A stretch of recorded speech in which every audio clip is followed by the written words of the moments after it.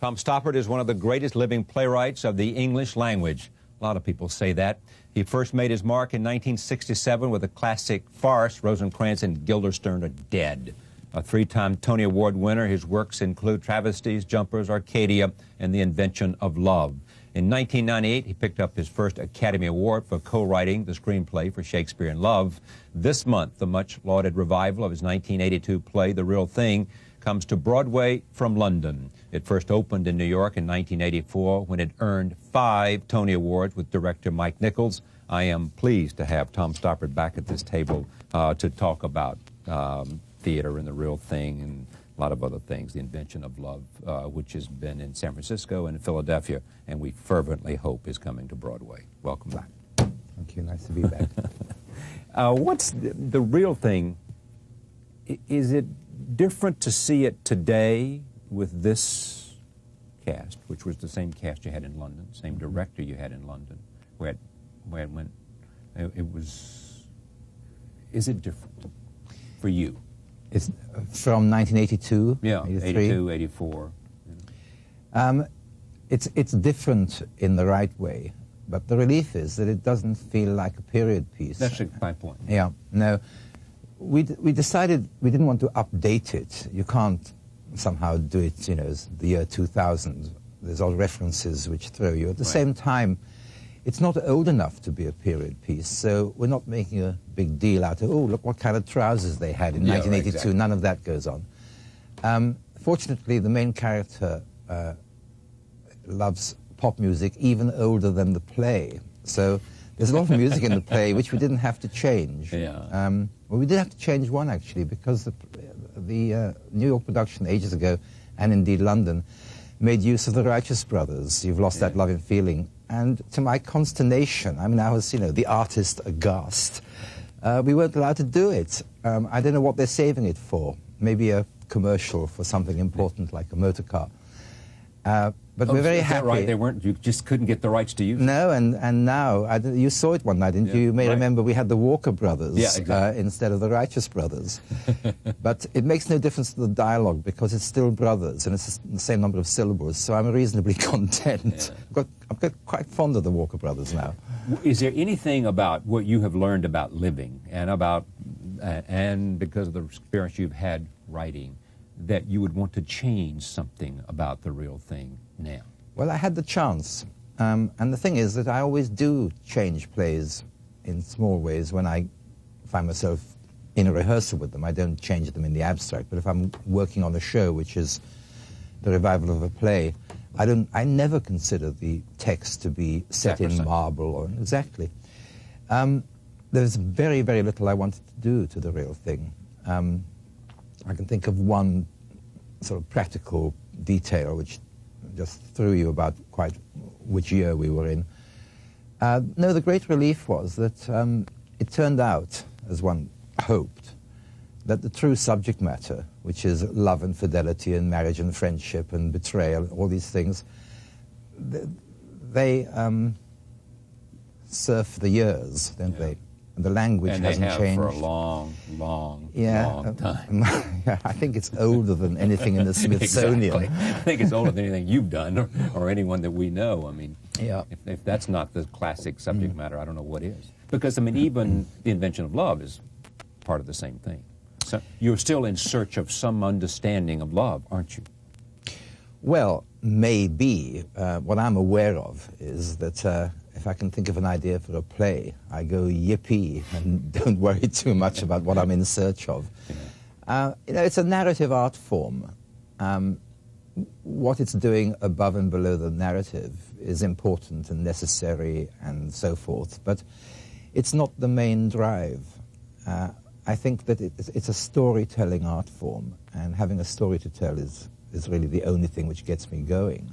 All right, there's so much I want to talk to you about, because as always, and even though we've had all these sessions together, there are constantly new ideas that I want to explore. Just tell me what The Real Thing is about. It's certainly about love.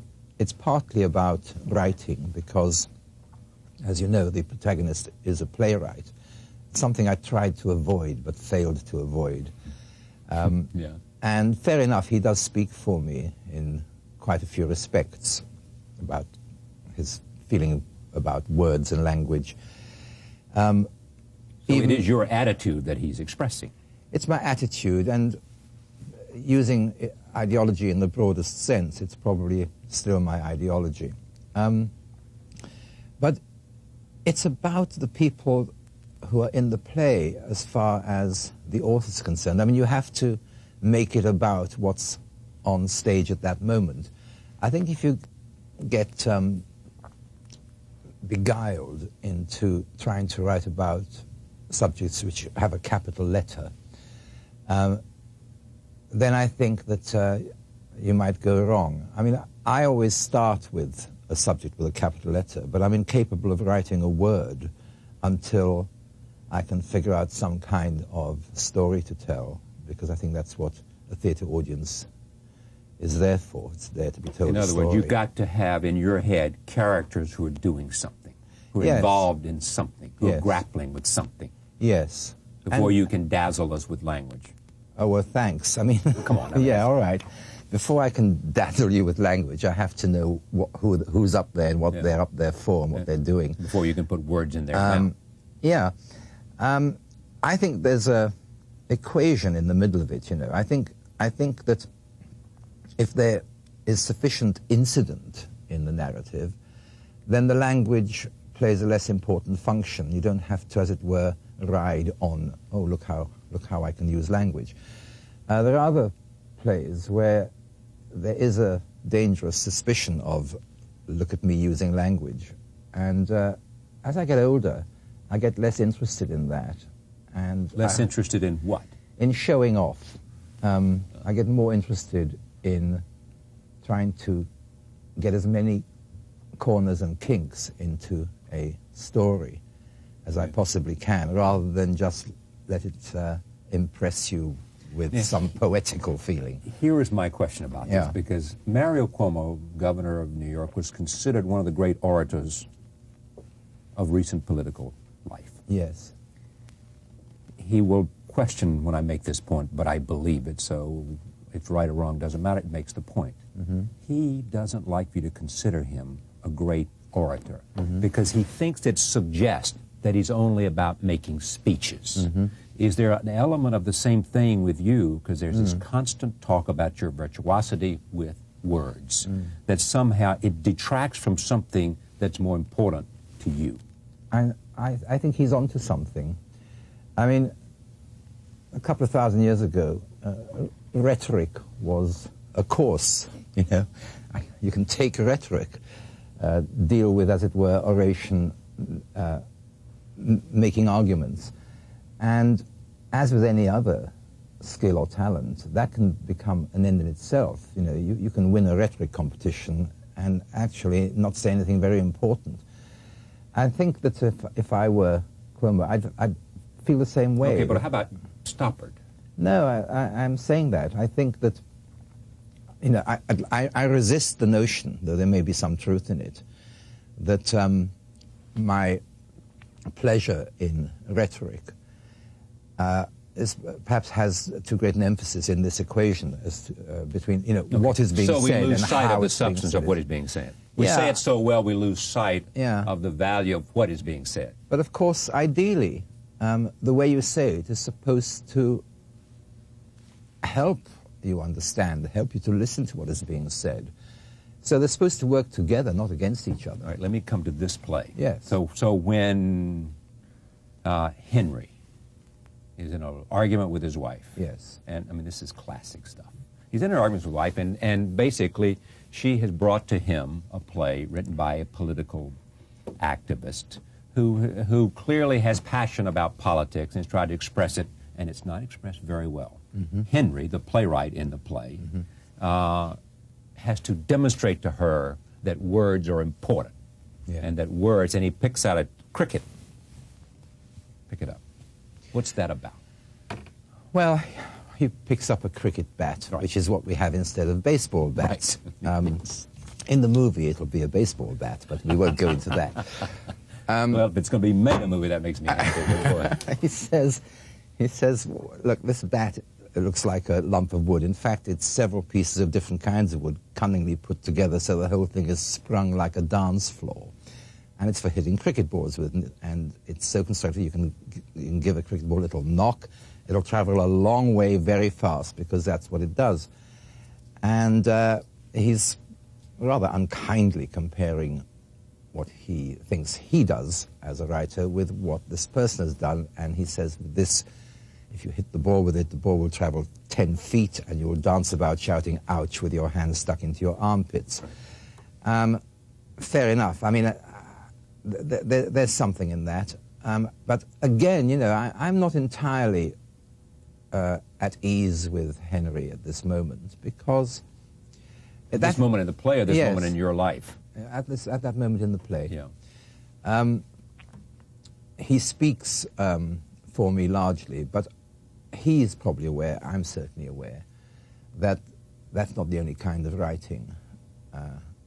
There's a kind of writing which actually I envy, which in a way it's not different to speak deeply about it. It's not actually that it's clunky and just cudgel-shaped, but its qualities are much, much more subtle, economical, much more hidden.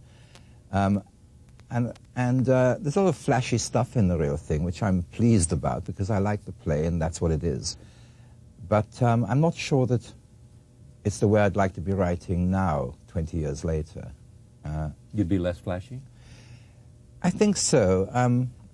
Flashy is a word which needs definition, perhaps, but I do admire plays which completely absorb you and involve you in the interaction between characters and what's happening to them, without there being a, let's say, flashy, you know, rhetorical, witty with a capital W, all that stuff, without these characters being in the service of that kind of writer. It's not necessary, and there are many, many wonderful plays which personally I admire, which I don't know how to write. I look at them and think, God, I'd like to write one of those. How do you do it?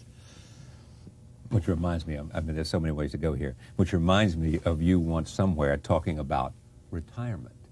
And you said, you know, I may, correct me if I'm wrong, stop writing for the public and see if I can write a poem. And in a sense, spending 2 years trying to write poetry, even if I fail honorably, yes, by working honorably, yes, that would be an exquisite retirement. Yes. Not knowing whether you can write poetry or not, or not knowing whether you can write it at the level that would be acceptable to you. That's come out pretty accurately, actually, from your memory.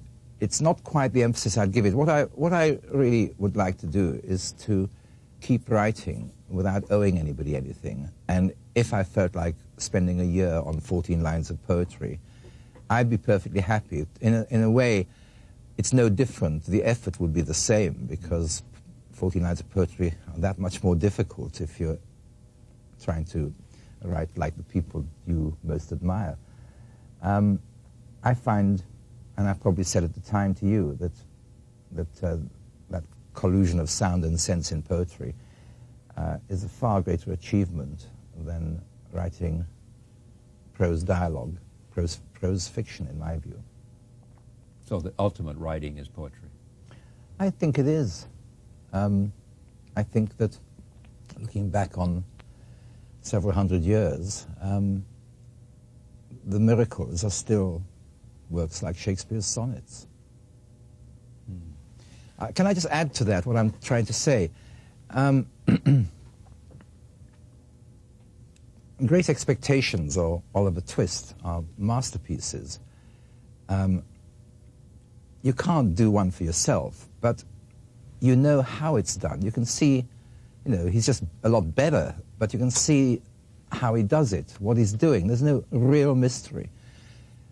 With a great poem, I think there's much more mystery about how it's done. And you feel, you know, just to evoke what we all pay lip service to, and I actually believe, you feel that there has been some contact with a divinity which you might call a muse, or you might call God, or you might call anything you like, but it's not simply perspiration, it's inspiration. Does that mean some have it? I mean, can it be an acquired talent?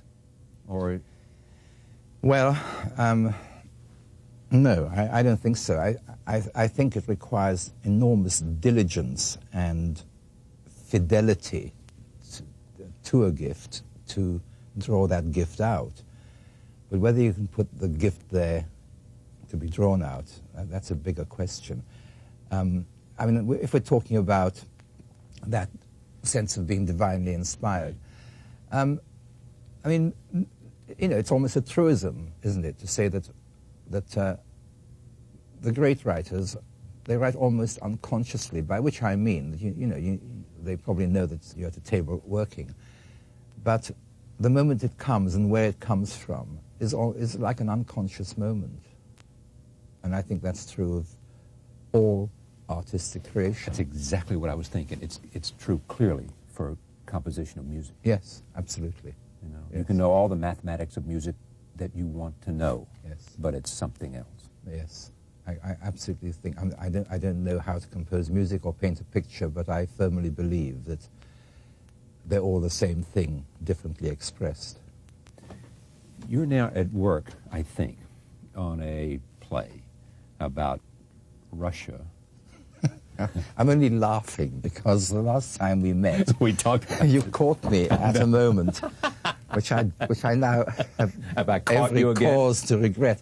You know, you caught me at a moment where I was impatient with that kind of precious, coy thing that writers, oh, I can't possibly speak about my next work. I hate it. I am more impatient than you are ever. I was telling you, and I was telling everybody, I was telling people who didn't wish to know. And that was a couple of years ago, and I'm still writing it. It's really embarrassing. It is essentially, but though it is about poetry in Russia, and it's about politics, really. Politics, and what kind of, and whether oppression.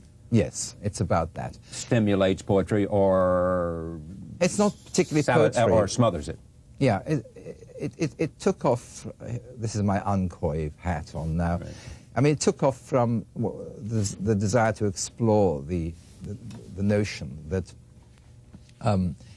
it's really in a society where the artist is repressed, suppressed, that the artist has any importance at all.